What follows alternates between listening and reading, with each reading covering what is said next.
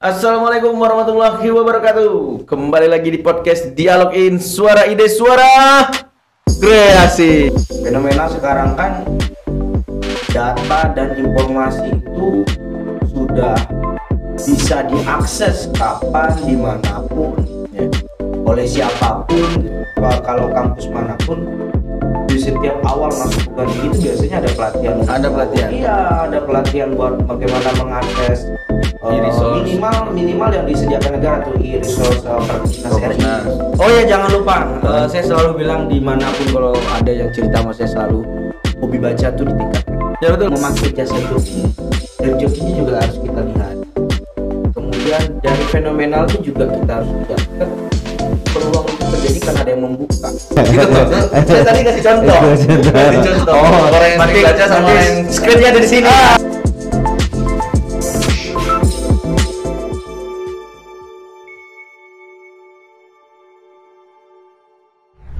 Oke, boleh tepuk tangan dulu. Ada efek ini nggak? Tepuk tangan palsunya mana? Gitu. Oke, mantap. Di podcast kali ini kita bakal ngobrol dengan seseorang yang sangat luar biasa, yang sudah malang melintang jaya, berenang terbang. Oke. Seorang dosen yang luar biasa dari Prodi PGSD Universitas Muhammadiyah Marubungo. Ada, saya panggilnya apa nih? Abang, Bapak? Abang aja. Abang, wes. Abang. Udah tergambar Melayunya. Abang. Nggak pakai nada. Nggak pakai nada. Nggak pakai nada. Bersama Abang Zulkhoidi. Sorry. Zulkhoidi R Habibi. Boleh tepuk tangan dulu. Nah gitu loh, pakai tepuk tangan rame karena ada 2000 audiens di hari ini. Pada pagi hari ini saya Kurniadi bersama Bang Bibi, Bang Habibi, Bang Abib. Banyak panggilannya. Banyak panggilannya. Terus saya sebut semuanya nih, Bang. Jangan terkenal aja. Cukup terkenal. Yang lalu biarlah berlalu. Bang Bibi ini adalah seseorang mentor saya dari awal saya berkuliah sampai sekarang. Pokoknya luar biasa lah soal Bang Bibi ini. Jadi hari ini Bang, saya tuh mau cerita, mau tanya sih sebenarnya, mau tanya soal ini Bang. Keresahan-keresahan saya melihat perkembangan fenomena-fenomena terhadap mahasiswa yang terjadi pada saat sekarang Bang. Khususnya ketika saya baru masuk di universitas gitu loh. Karena penting bagi saya tuh seorang mahasiswa tuh penting untuk ini kan, untuk tulus atau jujur dalam pengerjaan tugas gitu kan.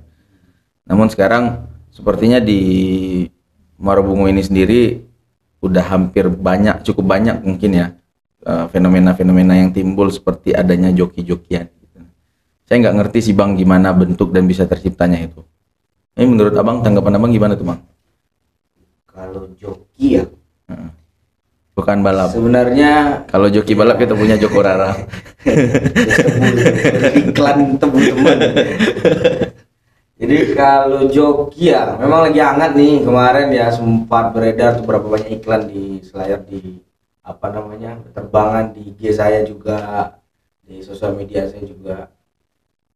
Kalau cerita awal saya kuliah dulu belum mengenal joki ya, itu niatnya jelas mau ngapain kuliah. Kalau kuliah cuma dapat ijazah ya secara psikologi kita apa upaya, yang penting dapat ijazah kan gitu. Betul. Tapi kalau kuliahnya memang untuk menimba ilmu dengan tujuannya kita ke depan nanti supaya dapat lebih wise atau lebih bijaksana lagi dalam menyikapi hidup, ya banyak yang akan dipelajari, hari-harinya tidak akan habis dengan hal-hal yang sia-sia.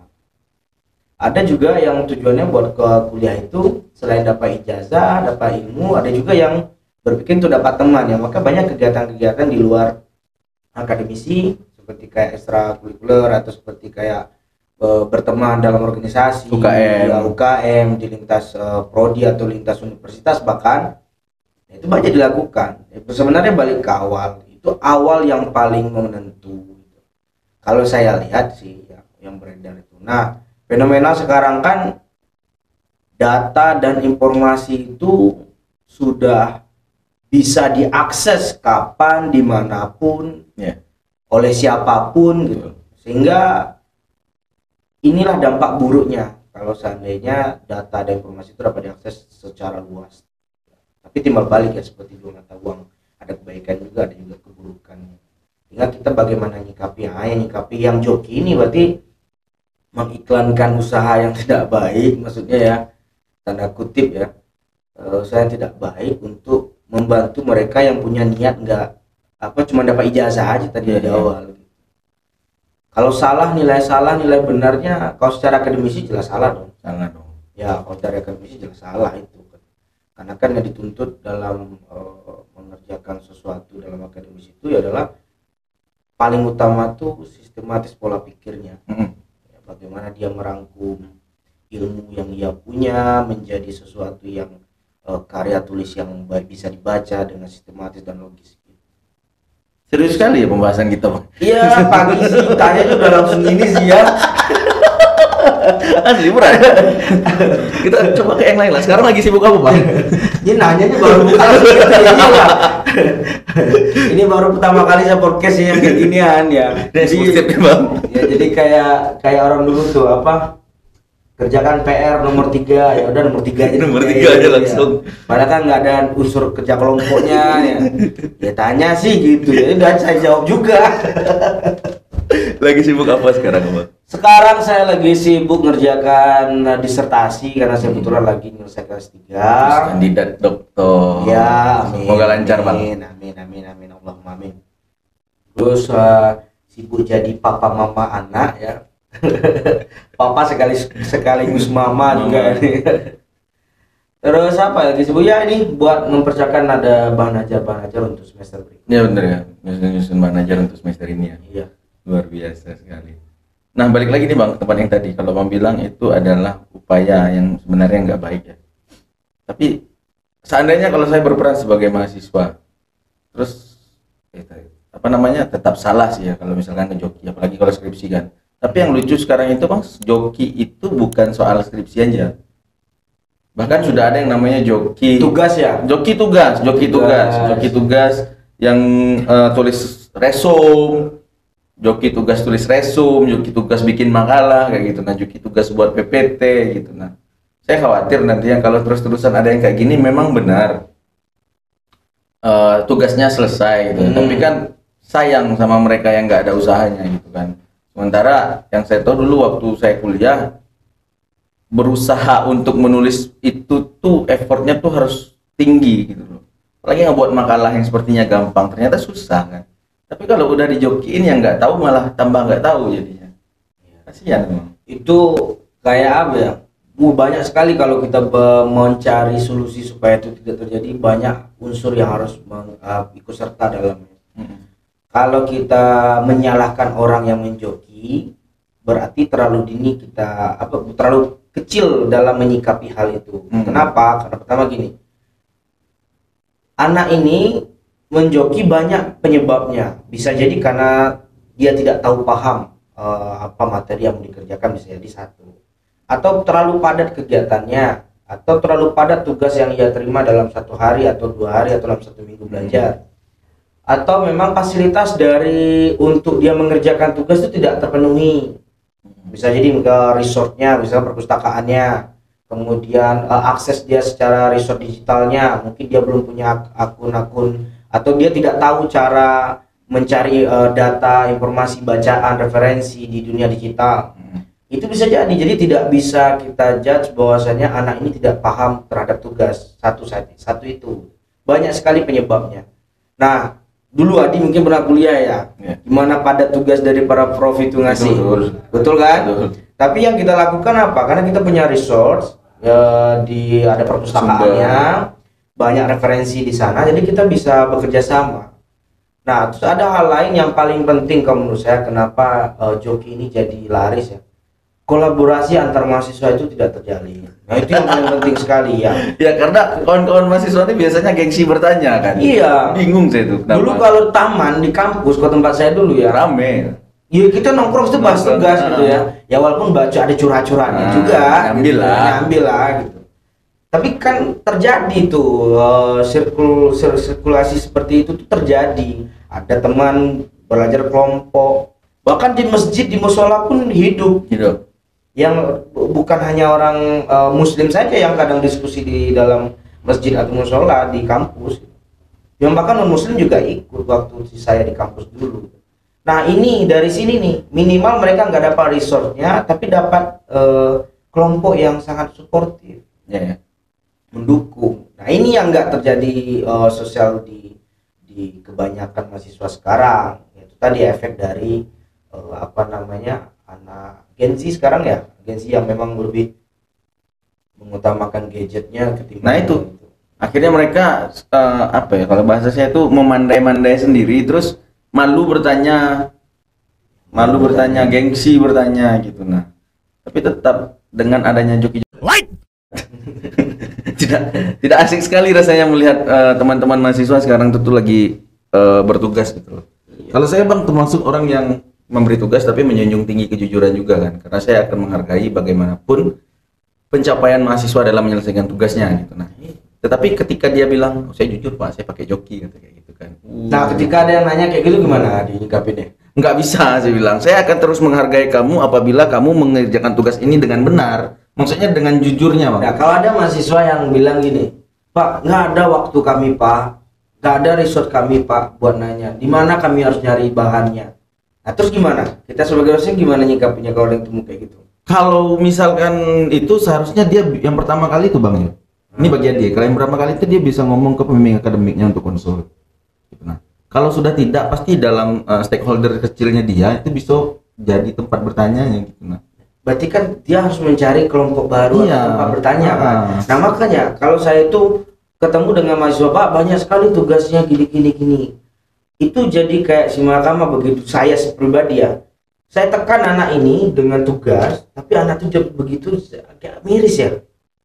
Nggak diberi saya nggak tahu mengukur pemahaman mahasiswanya, diberi ya kita tahu resource-nya bagaimana gitu.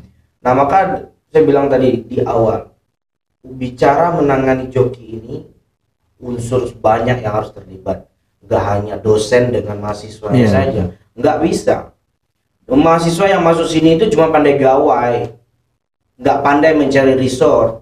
Makanya apa, kalau kampus manapun di setiap awal masuk perguruan tinggi itu biasanya ada pelatihan iya, ada pelatihan buat bagaimana mengakses minimal yang disediakan negara tuh e-resource Perpusnas RI, punya akunnya gitu. Iya benar.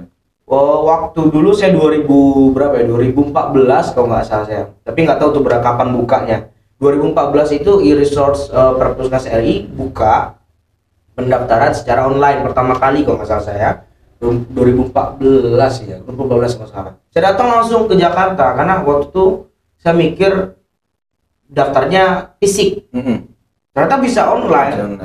Udah sampai sekarang akun saya bisa banyak sekali langganan database jurnal-jurnal, buku-buku yang berlangganan di perpustakaan RI itu bisa kita akses secara gratis. Nah ini harusnya disikap salah satu upaya yang bisa ditingkatkan oleh pihak kampus.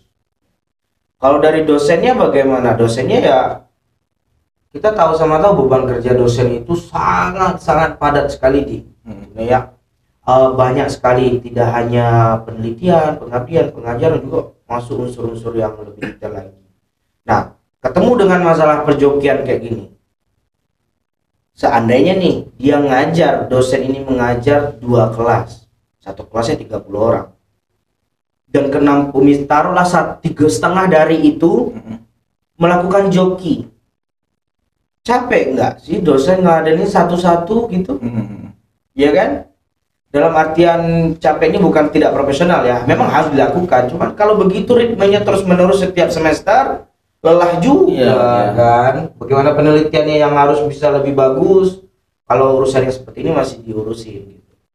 Nah, kalau misalkan ini abang di kampus juga ini kan namanya UKM, apa sih namanya, UKM karya tulis. Oh ya, penelitian dan pengabdian. Ya.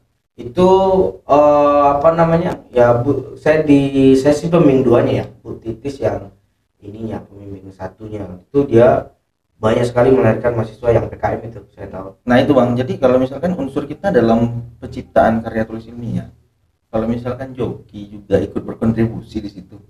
Sayang jadinya kan. Ya sangat disayangkan, sangat disayangkan. Makanya butuh sikap tegas dari beberapa banyak unsur. Nggak bisa duduknya cuma dosen sama mahasiswa, nggak bisa. Harus ada unsur yang lain, stakeholder lain yang yang meminimalisir kemungkinan terjadi joki ini masuk. Salah satu tadi kita kalau di universitas memfasilitasikan perpustakaan lebih apa namanya, lebih mumpuni lagi. Nah kebetulan di Umuba tempat saya mengajar itu sudah ada tuh fasilitas perpustakaannya sudah mulai bagus ya. Itu tempatnya di lantai bawah, sudah membahas itu bagus. Akses skripsi pun juga sudah sangat gampang sekali. Mahasiswa juga nulis juga enak di dalam ruangan itu lega. Nah dari itu saja banyak yang tertolong dengan kondisi sekarang. Apalagi kalau lebih besarkan lagi, lebih baik secara ruang fisiknya mau ruang digitalnya. Wah, maksudnya lebih fleksibel lagi untuk diakses ya. Itu lebih ini ya, lebih enak gitu, dosen pun ngasih tugasnya enak. Tinggal nyari referensi, nanti buka aja referensi dari perpustakaan kita. Itu lebih ini ya, lebih mempermudah juga bagi dosen. Jadi dosen tinggal mikirin memastikan tugas anak ini lolos plagiat. Ya gitu doang. Iya, benar. Jadi nggak mikirin melarang plagiat. Kalau penting nggak sih Bang seorang mahasiswa itu bisa menciptakan karya tulis ilmiah, Bang? Terlebih kalau misalkan tidak dengan joki gitu. Kalau karya tulis ilmiah penting atau enggak, sangat penting dong ya. Ini pengalaman pribadi saya yang saya rasakan. Ketika saya kuliah dulu ya ada grafik naik, grafik turun lah. Saya juga tidak termasuk mahasiswa yang top enggak. Saya termasuk mahasiswa yang ya biasa-biasa saja. Dan ini topnya di lingkungan apa dulu nih? Lingkungan kelas, perkumpulan momen di atau kelas. Oh, di kelas. Jadi saya duduk juga di bagian belakang. Artinya saya kadang masuk, kadang enggak, kadang masuk gitu. Itu saja yang saya lakukan, sadar ketika di akhir-akhir setahun perkuliahan saya sangat mengalami kesusahan.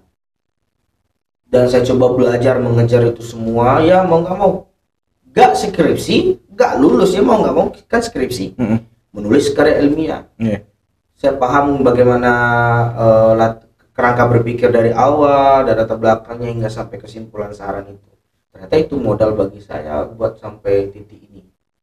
Nah, terus saya juga pernah menulis lembar opini di koran-koran nasional. Nah kemudian modal dari kesadaran saya waktu skripsi itu juga banyak sekali. Terus sekarang kalau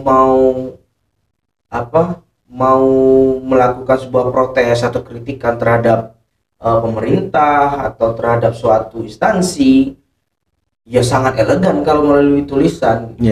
Karena melalui tulisan nanti ada rekam jejaknya dan itu bisa dilegasikan. Karena sesuatu yang nggak dilegasikan itu ya mati sia-sia. Makanya haruslah karya tulis ilmiah ini sangat penting sekali, apalagi modal bagi mahasiswa untuk kerja di masyarakat ya. Melakukan Adi waktu skripsi kemarin gimana? Apa yang terasa sekali waktu Adi skripsi itu? Kalau waktu skripsi dulu karena ini ya Bang, karena skripsi saya judulnya pengembangan. Jadi ya berusaha menimbulkan dampak di lingkungan belajar anak-anak sekolah waktu itu. Ya, berarti kan berarti menciptakan produk untuk diintervensi kan? Nah iya. Nah kalau kartu berarti kan logisnya masuk nggak sih? Untuk menghasilkan produk ada alasan, itulah latar belakang kan. Betul. Berarti kalau kita mau marah nanti protes di masyarakat, kita sudah ada dasarnya Itu tertuang di dalam skripsi seperti itu. Terus kalau kita mau melakukan sesuatu, merencanakan sesuatu, harus tahu tujuannya apa. Kan di dalam skripsi juga ada tuh. Dengan judul ini kita mau mencari ini tujuannya untuk apa? Kan kita ada dalam tujuan penelitian. Jadi sistematis skripsi itu dan alur logisnya itu sangat bermanfaat buat kita di masyarakat sih kalau menurut saya. Berarti memang harus ini ya, maksudnya kalau ceritanya dari Abang tadi, Abang cukup tertinggal karena santai mungkin. Karena santai ya tertinggal. Jadi kan ada kemauan untuk mengejar gitu kan. Ya, ada kemauan untuk mengejar. Gitu. Syukurnya saya diketuk hatinya oleh Allah Subhanahu wa taala untuk mengejar itu secara lurus ya. Meskipun ini skripsi tetap saja saya ada ya mengutip secara secara menyeluruh dari satu paragraf ini masuk ke paragraf plagiasi. Plagiasinya tetap ada.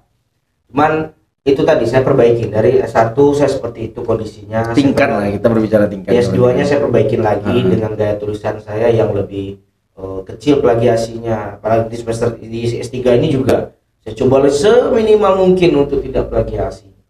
Kan sebenarnya ya plagiasi bukan tidak sah ya, plagiasi kan tidak sah, namun harus diparafrase gitu kan. Ya, Iya, harus parafrase. ya banyak sekali sih caranya. Sekarang tuh lebih marak lagi, Bang. Ada lagi fenomena lain, plagiasi versi AI. Oh iya, Versi artificial ya, intelligence kayak kan. ChatGPT gitu ya. Jadi dia bisa memplagiasi atau memparafrase itu kita tanpa harus kerja lagi, cukup kita timpluk, ubah parafrase, selesai gitu. Bisa Ya, jadi. ada. Nah, teknologi itu kan secara apa namanya, secara kegunaannya kan kita yang menggunakan ya, Heeh. memanfaatkan teknologi ini supaya kita bisa mencapai tujuan kita menggunakan teknologi ini. Nah, masalahnya banyak nih yang nggak mau berpikir. Kan di ChatGPT itu gampang loh. Misalkan mau nanya nih, apa definisi tentang literasi Yeah. misalkan, langsung muncul di banyak kan. Nah, kita sebagai orang yang tidak tahu nih karena nggak tahu kan makanannya ya, Iya. nggak tahu, wah jawabannya oke nih, langsung copy paste masuk. Tapi di beberapa kasus saya pernah, Bang. Ya. Jadi waktu itu saya ngasih tugas ke mahasiswa soal sejarah. Jadi ketika mereka bilang, mereka jawab, maksudnya pertanyaan itu jawabannya adalah A. Namun serentak hampir satu kelas itu jawabannya soalnya B gitu, nah membahas orang yang berbeda, tapi dengan pertanyaan yang sama gitu kan. Ini saya tanya sumbernya dari mana? Berarti dari ChatGPT, Pak, kata gitu. Berarti tidak 100% dari ChatGPT ini benar.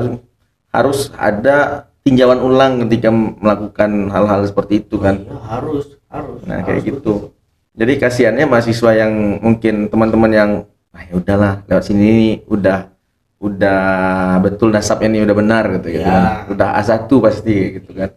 Yang tidak mau meninjau ulang langsung salah kayak gitu. Ya, betul sekali.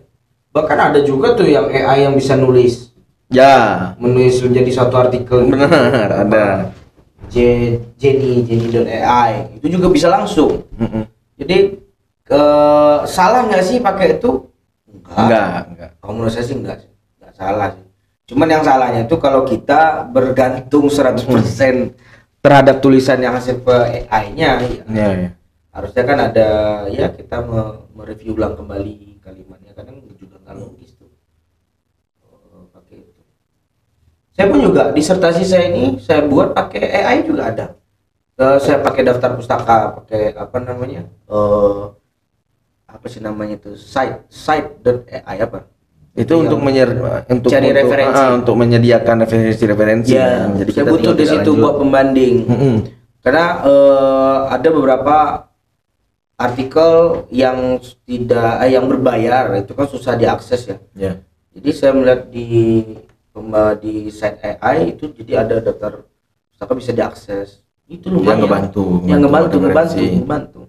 ChatGPT saya juga pakai untuk menemukan kombinasi judul yang menarik. Nah, Itu ya. juga saya pakai juga itu. Benar. Dan bisa dideskripsiin lagi kan tujuan komposisi judulnya nanti iya. tuh. Jadi kalau saya menyarankan pakai itu, menyarankan ya ada satu momen menyarankan, tapi tidak tergantungan gitu.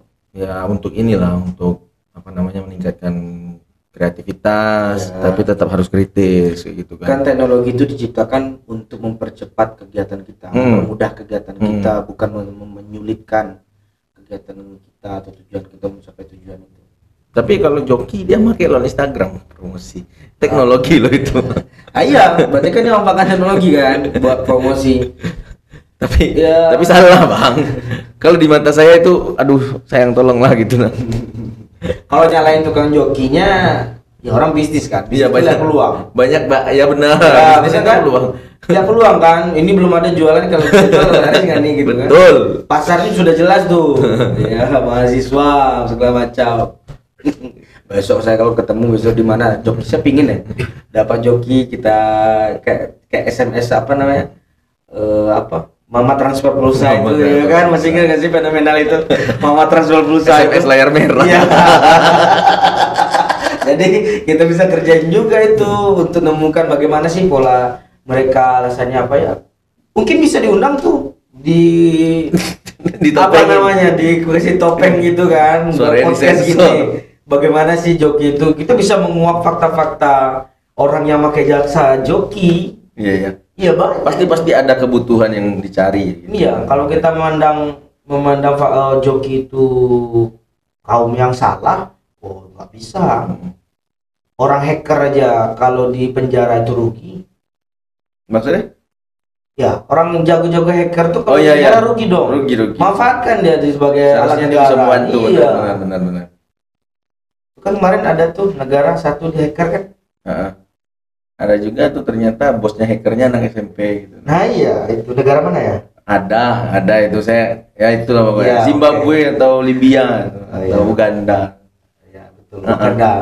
Wakanda. Wakanda ya. ya, gitu. Ya. Janganlah, saya orang kecil saya bang, hidupnya di kabupaten, tidak sebrontal itu saya. Iya. Kayak gitu loh. Emang akhirnya orang-orang yang memang benar-benar bisa memanfaatkan teknologi dengan baik untuk berkembang, untuk membuat dirinya berkembang itu malah lebih bagus, gitu kan. Tapi kalau misalkan salah diadaptasinya salah, ya dampaknya itu tadi kan, kayak kritis berpikirnya itu berkurang, gitu kan. Bahkan semangat belajarnya pun karena sudah ada hal-hal yang bisa menjadi jalan pintas, jadi kayak gampang nih, ini aja lah gitu kan. Tapi ngeliat fenomenal ini jadi agak ragu nggak 2045? Kenapa bang? Ya kan generasi emas katanya. Ragu sih, jujur saya ragu, jujur saya ragu kalau itu. Iya, jadi Saya ragu. jadi sebagai pengajar nih Ya, ngomongin nih. sebagai pengajar, kalau Iya. sebagai pengajar untuk 2045 generasi emas yang khususnya mungkin di daerah ini aja gitu ya. Di daerah ini aja 2045 kayaknya belum emas sih kayak gitu. Kayaknya di Shopee udah banyak joki juga, kayaknya udah nasional ini. udah masih perunggu ya. Masih perunggu ya gitu. Kalau untuk nunggu negara emas gitu. Nah, saya nggak bilang Indonesia ya, tapi negara Iya. emas gitu. Saya juga nggak bilang bunga sih, Ah. tapi ya di daerah ini gitu ya. Kayak itu sih. Apalagi soal ini kan, ya udah jangan dibahas terlalu jauh lagi lah. Oke. Saya agak takut Iya, soalnya. iya. Nggak apa-apa takut itu. Nggak apa-apa takut itu jadi kayak rambu-rambu. Ya betul bang, tapi kalau misalkan nggak bisa direm, bablas kan kecelakaan ini. Nah iya, makanya harus takut dulu. Nah, kayak saya sama abang dari dulu lah kan, berteman Iya, tuh iya, ada iya. yang dijaga gitu loh, iya, betul. biar nggak bablas. Oke. Next. Awal pertanyaan next.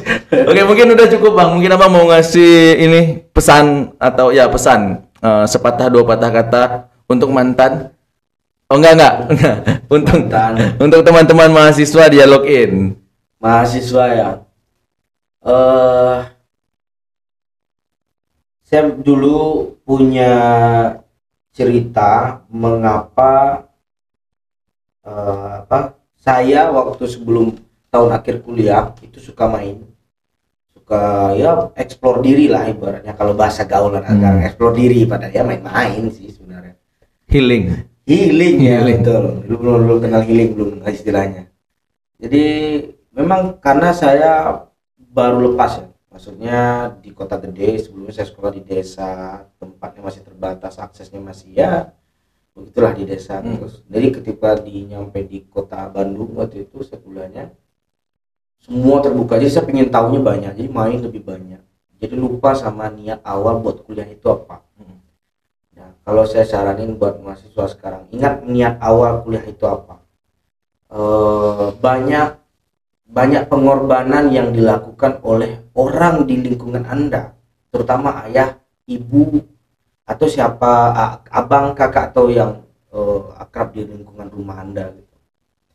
Bahkan nenek, kakek pun juga. Ya. Karena kalau mahasiswa itu pengorbanannya cuma satu. Mereka mengorbankan diri mereka buat belajar secara maksimal supaya cepat selesai dan sampai tujuan. Kalau orang luar itu enggak, dia berpikir buat bagaimana biayain anaknya atau segala macam. Nah ingat, niat awal kalian tuh mau apa? Mau cepat tamatnya, ya cepat belajarnya. Jangan leha-leha gitu, fokus semuanya. Explore diri itu gampang. Nanti setelah tamat S1, kalau kalian nggak mau lanjut S2 atau mau langsung kerja, itu enak explore-nya. Apalagi kalau sudah punya pasangan halal, nikah gitu, itu lebih enak lagi buat explore dirinya. Ngapain? Oh, selama kuliah nggak ada kegiatan ini. Nah, justru kegiatan selama perkuliahan itu bersama teman-teman, kolaborasi kalian itu yang paling berkesan. Iya, saya pun juga udah lupa teman-teman main saya dulu. Tapi teman-teman satu kelompok belajar saya sangat ingat. Ya itu yang perlu saya ingat ini niat awal lurus, kemudian tugas sama saya ya, mana nih mahasiswa saya di sebelah sini ya, sebelah sini ya, sebelah sini. Sini.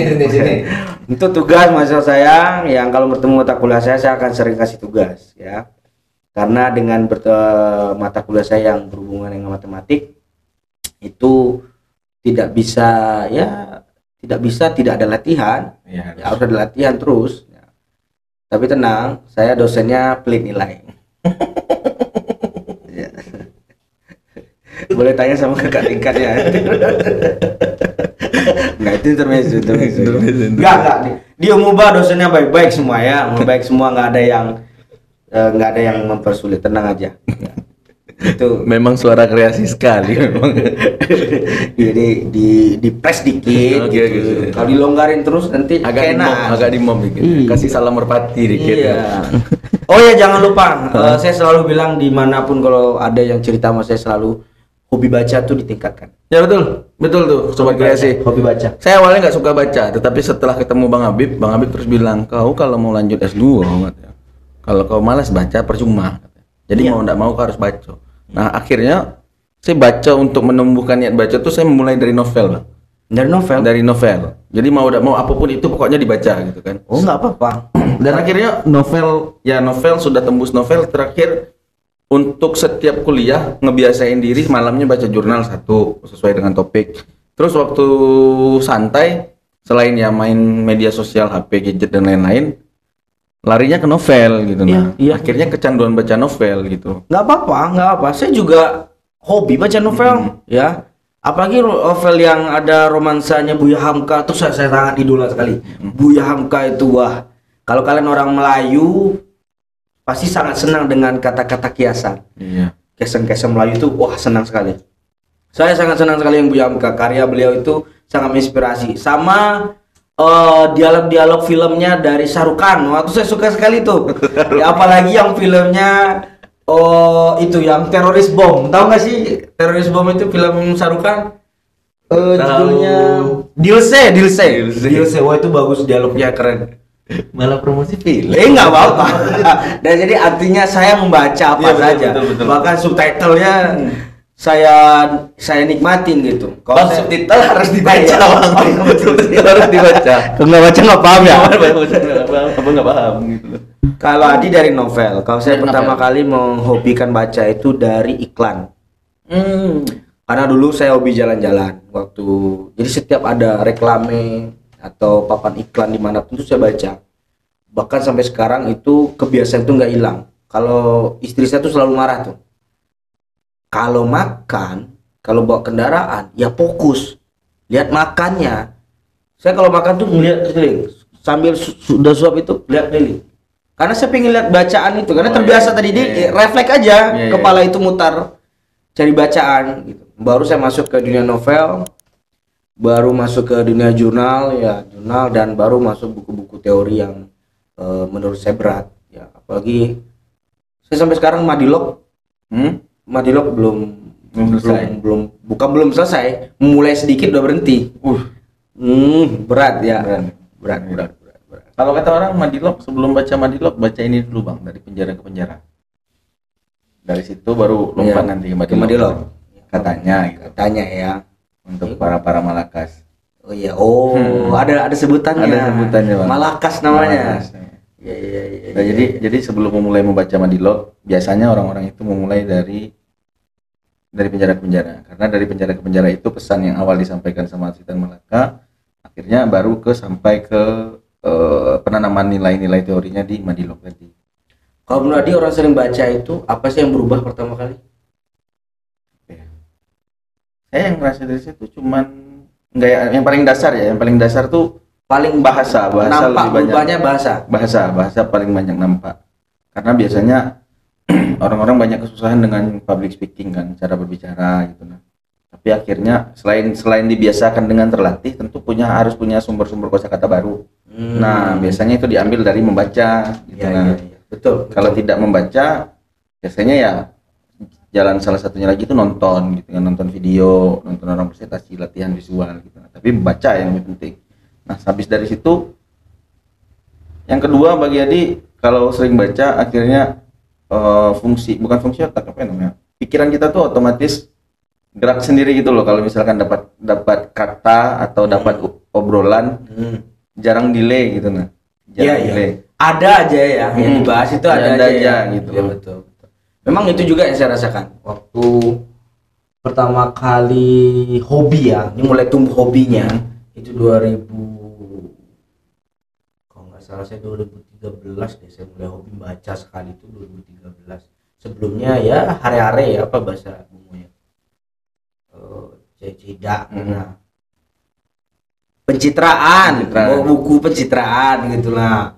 Kalau sekarang udah ketergantungan, habit jadi berubah juga, kemudian cara memandang juga, paradigma kita, perspektif kita terhadap suatu hal itu jadi banyak ya, banyak. Misalkan kayak joki nih, saya memandang joki ini tidak bisa dari sisi Jokinya aja. si yang memakai jasa joki, dari jokinya juga harus kita lihat, kemudian dari fenomenalnya juga kita harus lihat. Kan peluang itu terjadi karena ada yang membuka. Bisa jadi nih, kayak skripsi contohnya, bisa jadi dosennya tidak memberi pembimbingan yang luas kepada mahasiswanya. Mungkin waktu susah ditemui dengan kegiatan padat dosen, atau ketika bertemu justru tidak ada diskursus yang terjadi. Membimbing ya salah, ini harus gini selesai. Jadi tidak ada dua arah. Jadi mahasiswa nanya atau apa ya, memberi pelayanan optimal lah ibaratnya. Memberi pelayanan optimal kepada yang dibimbing gitu. Kalau harusnya ada, kalau ada kan enak. Betul. Kadang orang yang pakai joki itu mikir ya dia nyaman diskusi sama orang joki ini. Iya. Saya pengen temanya gini, tapi gimana bang ya mengemasnya gini kata orang jokinya gitu. Oh ya udah, kita bikin kayak gini. Nah, cara dia komunikasi seperti itu tuh nggak terbangun dengan pembimbingnya. Jadi apa ya, bisa juga dari perspektif itu kita ngelihat. Bisa juga dari fasilitas mungkin dari kampus plagiasi karena nggak ada cek Turnitin dan lain-lain. Akhirnya karena gampang diperoleh gitu loh. Kalau saya melihat cek Turnitin itu seperti kayak apa ya? Kayak apa sih bahasanya tuh ya? Kayak rambu-rambu. Kalau kamu melewati rambu-rambu ini, kamu ada punishment ini. Jadi itu nggak menyelesaikan. Nggak menyelesaikan mengecilkan orang pakai joki. Justru itu ibaratnya ya, ini loh ada monster yang akan menerkam kamu kalau kamu melakukan hal yang salah gitu bagi anak-anak itu kan. Harusnya itu akhir lah, urutan kesekian itu kalau plagiarisme itu. Nah, itu tuh bisa kita pakai dengan enaknya kalau yang mau menulis ini sudah sesuai dengan koridor akademisi. Tidak pakai joki lagi. Menulis di dalam ketika menulis memiliki resource yang ada, referensi yang mumpuni, aksesnya sudah luas. Kemudian ketika membimbing karya tulisnya, dosen mewadahi, membuka bimbingan yang yang sesuai dengan keluasan. Kalau bicara itu luas gitu loh, apa sih bahasanya ya, yang melayani lah, membimbing maksudnya dengan cara melayani gitu. Jadi terjadi konsultasi yang baik. Ya itu mungkin istilahnya apa ya. Nah, jadi kalau itu sudah terbangun ya, plagiat ini pasti lewat. Iya. Pembimbing pasti bakal ngajarin yang baik. Iya. Gitu aja bang ya. Oke. Obrolan kita kali ini cukup ya. Karena kalau misalkan belum cukup kita itu kalau misalkan orang yang nggak baca tuh. Iya, Tapi kalau orang yang baca gini bang, mungkin cukup dulu untuk pertemuan kali ini. Kalau misalkan kurang puas, kita bakal ngobrol di episode selanjutnya. Gitu tuh. Saya tadi kasih contoh. Orang yang sering baca sama yang skripnya ada di sini. Iya. Tolong disewa nih MC nih buat Dika. Karena skrip udah di sini nih. Gitu loh. Itu tadi tadi tuh ngasih contoh ya kawan-kawan ya. Untuk yang biasa baca sama yang nggak baca. Kalau yang nggak baca sih belum gitu loh. Bisa. Oke baik, saya pamit undur diri dulu gitu. Saya Kurniadi dan Joko Anwar. Joko Anwar pamit undur diri dulu, sampai ketemu di Dialog In selanjutnya. Dialog In, suara ide, suara kreasi.